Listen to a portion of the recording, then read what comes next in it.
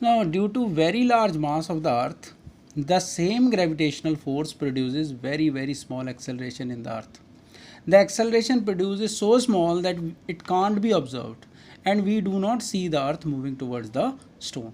The acceleration produced in the stone is 9.8 meter per second square due to the earth in the stone. This can be detected and this can be observed easily.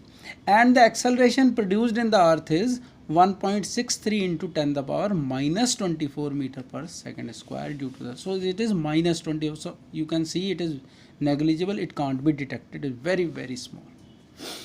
So note that force is a vector quantity, so gravitational force is also a vector quantity.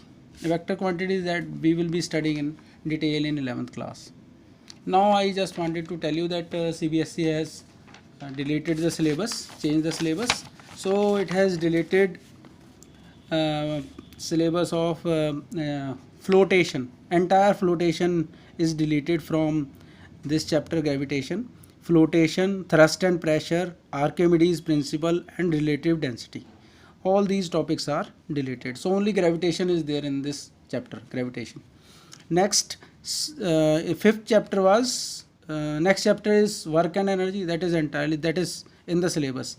And last chapter is sound. So the entire chapter is deleted from the syllabus. You can see that in the website of CBSE. Now the next assignment.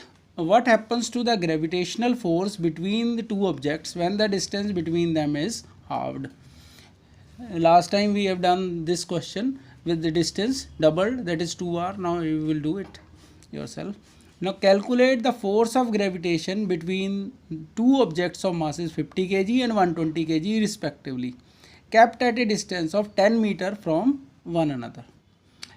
Next is third question. Calculate the force of gravitation between the earth and the sun. Given the mass of earth is 6 into 10 the power 24 kg and of the sun is 2 into 10 the power 30 kg. The average distance between the two is 1.5 into 10 the power 11 meter.